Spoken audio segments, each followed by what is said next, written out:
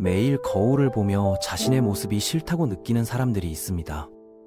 아무리 노력해도 자신이 부족하다고 생각하며 끊임없이 자책하는 이들이죠. 이런 감정이 어디서 왔는지도 모른 채 평생을 괴로워하는 경우가 생각보다 많습니다. 그런데 놀랍게도 이런 고통의 뿌리가 어린 시절 가장 믿고 의지했던 사람들로부터 시작됐다면 어떨까요? 오늘은 그 숨겨진 진실에 대해 이야기해 보겠습니다. 우리의 내면 깊숙한 곳에 자리 잡은 자기 혐오의 진짜 원인을 찾아보는 여행을 함께 떠나봅시다. 세상에서 가장 안타까운 일 중 하나는 부모라는 이름으로 자녀에게 상처를 주는 어른들이 너무나 많다는 점입니다. 물론 대부분은 자신이 그런 일을 하고 있다는 사실조차 제대로 인식하지 못하고 있죠. 하지만 그들의 무의식적인 행동이 한 아이의 평생을 좌우할 수 있다는 현실은 참으로 무겁습니다. 그럼에도 불구하고 이런 일이 계속 반복되는 이유는 무엇일까요? 바로 상처받은 어른들이 자신의 아픔을 달래려고 하는 잘못된 방식 때문입니다. 이들은 자신도 모르는 사이에 가장 가까운 존재인 자녀를 자신의 감정 쓰레기통으로 사용하게 됩니다. 생각해보세요. 어떤 부모가 과거에 심한 모욕을 당했다고 가정해봅시다. 누군가로부터 너는 정말 바보 같다는 말을 들으며 자존감에 깊은 상처를 입었을 거예요. 그런 상처는 시간이 지나도 쉽게 아물지 않습니다. 오히려 마음 깊숙한 곳에서 계속 곪아가며 그 사람의 정신을 괴롭히죠. 이때 자신의 아이가 평범한 실수를 하거나 어린아이다운 서툰 모습을 보이면 어떻게 될까요? 그 순간 부모의 마음속에서는 이상한 일이 벌어집니다. 아이의 모습을 보며 과거 자신이 느꼈던 그 끔찍한 감정이 되살아나는 거죠. 마치 오래된 상처가 다시 벌어지는 것처럼 고통스러워집니다. 그리고 무의식적으로 내가 바보가 아니라는 걸 증명하려면 이 아이가 바보여야 한다는 뒤틀린 논리가 작동하기 시작합니다. 마치 자신의 상처를 아이에게 옮겨놓으면 자신은 그 고통에서 벗어날 수 있을 거라고 착각하는 것과 같아요. 이는 정말 기괴한 심리 메커니즘이지만 안타깝게도 매우 일반적으로 일어나는 현상입니다. 더 놀라운 점은 이런 행동이 그 순간만큼은 부모에게 묘하게 위안이 된다는 것입니다. 아이를 깎아내릴 때마다 잠깐이나마 적어도 나는 저 아이보다는 낫다는 왜곡된 안도감을 느끼게 되죠. 하지만 이런 위안은 금방 사라지는 임시방편에 불과합니다. 기분만 잠시 좋아질 뿐 상처의 근원은 전혀 치유되지 않습니다. 하지만 이런 방식은 어디까지나 잠깐 마음을 가볍게 해주는 임시 대응일 뿐입니다. 근본적인 치유는 이루어지지 않고 그 부담은 결국 아이에게 그대로 전가되는 결과를 낳죠. 부모는 잠시 편안해졌다고 느끼지만 실제로는 고통을 아이에게 떠넘긴 것에 지나지 않습니다. 예를 들어 어린 시절 외모로 인해 상처받았던 부모를 생각해 봅시다. 그들은 아직도 거울을 볼 때마다 과거의 그 모욕적인 말들이 떠오르며 괴로워하고 있어요. 그런데 자신의 아이가 사춘기가 되어 여드름이 나거나 평범한 외모로 고민하는 모습을 보면 어떻게 반응할까요? 너 정말 못생겼다.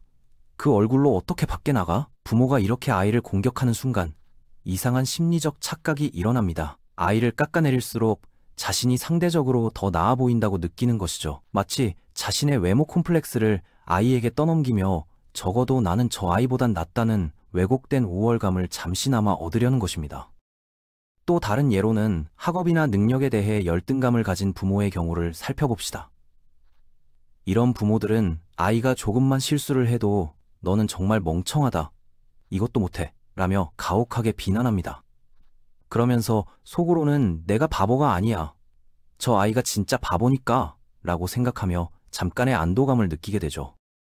이런 식으로 아이는 부모가 견딜 수 없어하는 모든 부정적인 감정들의 저장고가 되어버립니다. 부모 입장에서는 내가 바보가 아니야. 저 아이가 더 바보니까. 내가 못생긴 게 아니야. 저 아이가 더 못생겼으니까 라고 생각하며 잠깐 이나마 안도감을 느끼게 되죠. 마치 자신의 모든 결점과 약점을 아이에게 떠넘기면서 자신은 그런 것들로부터 자유로워질 수 있다고 믿는 것 같습니다. 하지만 이런 방식의 치유는 전혀 건강하지 않습니다. 상처는 치유되지 않고 단지 다른 사람에게 옮겨갈 뿐이죠.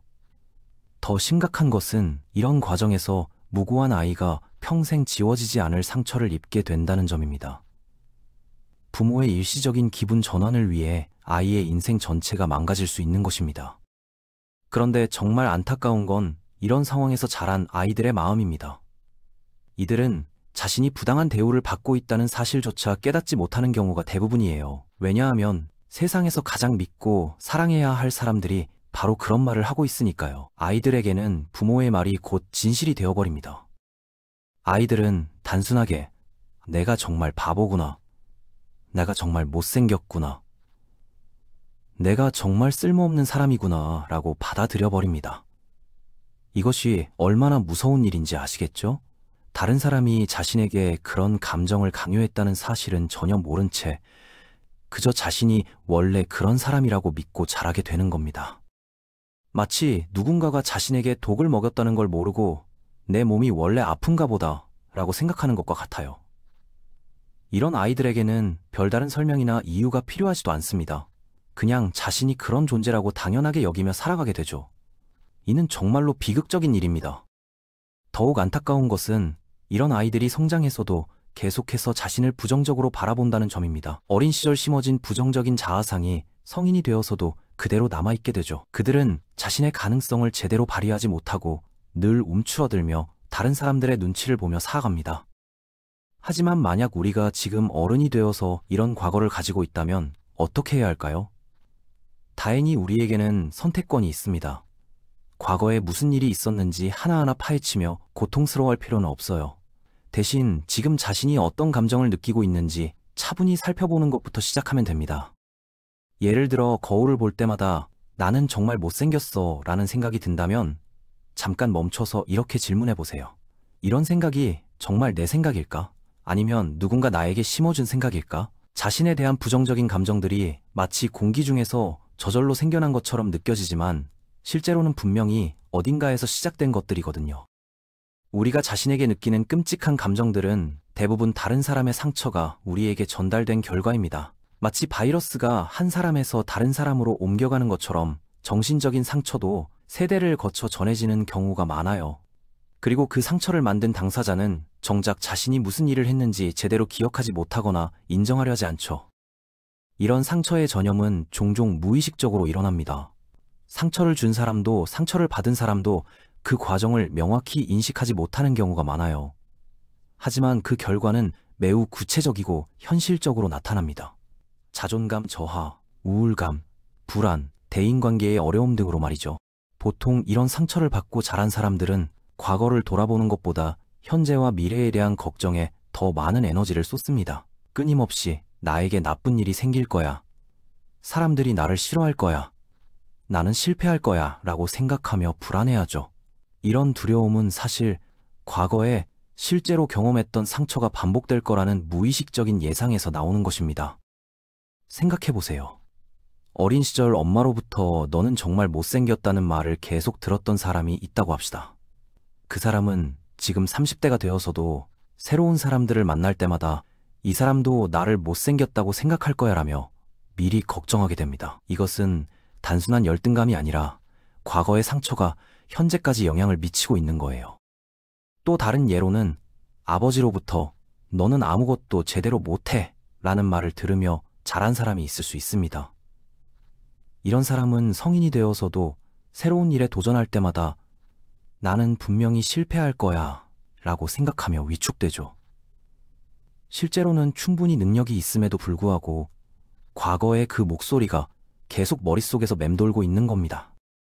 이런 두려움과 불안은 우리의 초기 경험이 남긴 흔적을 따라 나타납니다. 마치 오래된 상처 자국이 날씨가 흐리면 다시 아픈 것처럼 비슷한 상황이 되면 그때의 감정들이 되살아나는 거죠. 하지만 이것을 이해하게 되면 오히려 치유의 실마리를 찾을 수 있습니다. 우리의 두려움이 어디서 왔는지 알게 되면 그것이 현재의 현실과는 다르다는 것도 깨달을 수 있거든요. 사실 많은 사람들이 이런 과거의 영향력을 과소평가합니다. 그까짓 어린 시절 일이 뭐 그리 중요하겠어? 라고 생각하죠. 하지만 우리의 뇌는 어린 시절에 받은 정보를 바탕으로 세상에 대한 기본적인 인식 체계를 구성합니다. 그때 형성된 자아상과 세계관은 성인이 되어서도 계속 작동하게 되는 것입니다. 특히 부모나 가족으로부터 받은 메시지는 더욱 강력한 영향력을 가집니다. 왜냐하면 아이들에게 부모는 절대적인 존재이기 때문이죠. 부모의 말과 행동은 아이에게 이것이 현실이다, 이것이 진실이다 라는 메시지를 전달합니다. 그래서 부모로부터 받은 부정적인 평가는 아이의 마음에 더욱 깊이 박히게 되는 것입니다. 진정한 회복은 우리가 이런 구분을 명확하게 할 수 있을 때 시작됩니다. 이것은 정말 나의 생각일까? 아니면 누군가가 나에게 심어준 생각일까? 이 감정은 지금 상황에서 나온 거일까? 아니면 과거의 상처에서 나온 것일까? 이런 질문들을 통해서 우리는 점차 자신의 진짜 모습과 다른 사람이 더 씌운 모습을 구별할 수 있게 됩니다. 이런 구분을 할 수 있게 되면 놀라운 변화가 일어납니다. 예를 들어 누군가 거울을 보며 나는 정말 못생겼어 라고 생각한다면 이렇게 바꿔서 생각해 볼 수 있어요. 나는 못생긴 게 아니야. 누군가 나에게 그런 느낌을 갖도록 만들었을 뿐이야. 또는 나는 무능한 게 아니야. 누군가 나에게 그런 식으로 느끼도록 했을 뿐이야. 라고 말이죠. 이런 깨달음은 마치 오랫동안 몸에 맞지 않는 옷을 입고 있다가 드디어 그것을 벗고 자신에게 맞는 옷을 입는 것과 같습니다. 처음에는 어색할 수도 있어요. 오랫동안 자신을 부정적으로 보는데 익숙해져 있었으니까요. 하지만 점차 시간이 지나면서 이게 진짜 내 모습이구나 라는 걸 받아들이게 됩니다. 중요한 것은 이런 과정에서 자신에게 인내심을 갖는 것입니다. 오랫동안 굳어진 사고 패턴을 바꾸는 것은 하루아침에 이루어지지 않아요. 마치 오래된 상처가 완전히 아물기까지 시간이 걸리는 것처럼 마음의 상처도 천천히 치유되어 나갑니다. 그 과정에서 자신을 다그치지 말고 작은 변화도 인정하고 격려해주는 것이 중요합니다. 또한 이런 깨달음을 혼자서만 간직하지 말고 신뢰할 수 있는 사람들과 나누는 것도 도움이 됩니다. 가까운 친구나 상담사, 때로는 같은 경험을 한 사람들과의 대화를 통해서 자신의 경험을 객관적으로 바라볼 수 있게 되거든요. 다른 사람의 시각을 통해 자신이 얼마나 불합리한 자기 비판을 하고 있었는지 깨달을 수 있습니다.